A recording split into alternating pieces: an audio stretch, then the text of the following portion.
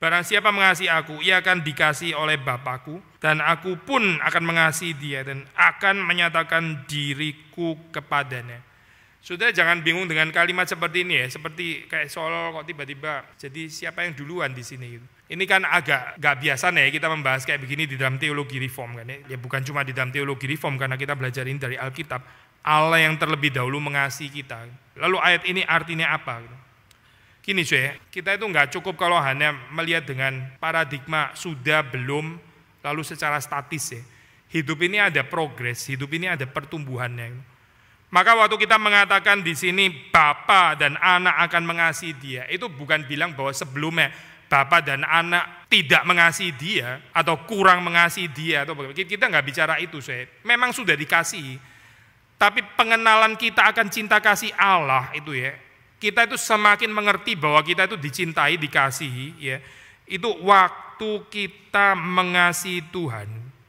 Sekali lagi ya, semakin kita mengasihi Tuhan, semakin kita akan merasakan, saya sengaja pakai istilah rasa ya, karena ada dimensi subjektif juga di dalamnya, bahwa Tuhan itu sungguh-sungguh mengasihi kita. Saya refer kepada Yohanes ya, Yohanes yang menulis ini, dia sangat mengerti prinsip ini, karena dia sendiri penulisnya.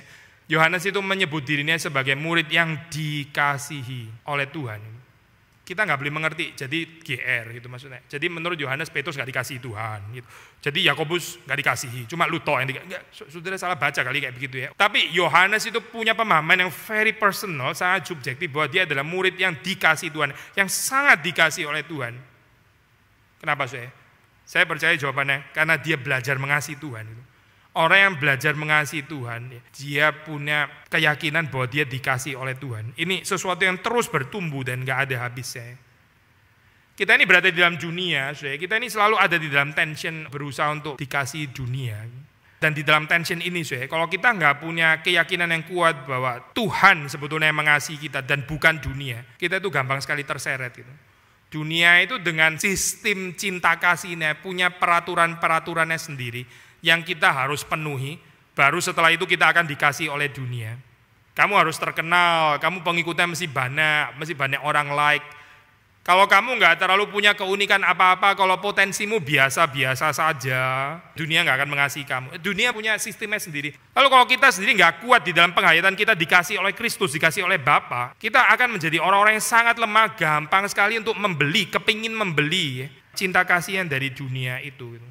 Ini satu cerita yang luar biasa absurd di dalam Alkitab ya. Waktu kita membaca tentang pernikahannya Yakub dan Lea dan Rachel ya.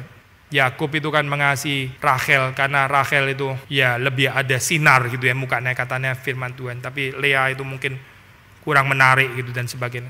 Terus kemudian Ruben pulang bawa buah dudaim ya. Jadi itu waktu itu dipercaya sebagai yang bisa menyuburkan, kalau orang makan itu bisa lebih ada kemungkinan untuk punya anak gitu. Ruben itu kan anaknya Lea gitu ya.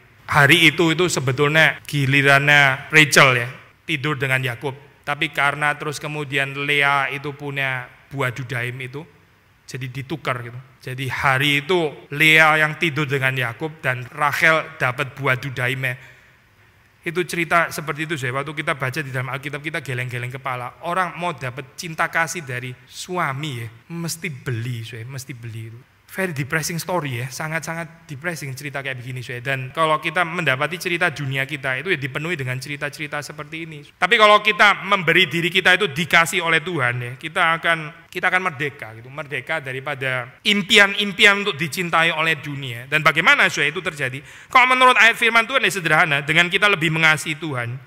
Barang siapa mengasihi aku, waktu kita lebih mencintai Kristus, lebih mencintai Tuhan, dia akan dikasihi oleh Bapakku. Aku pun akan mengasihi dia dan akan menyatakan diriku kepadanya.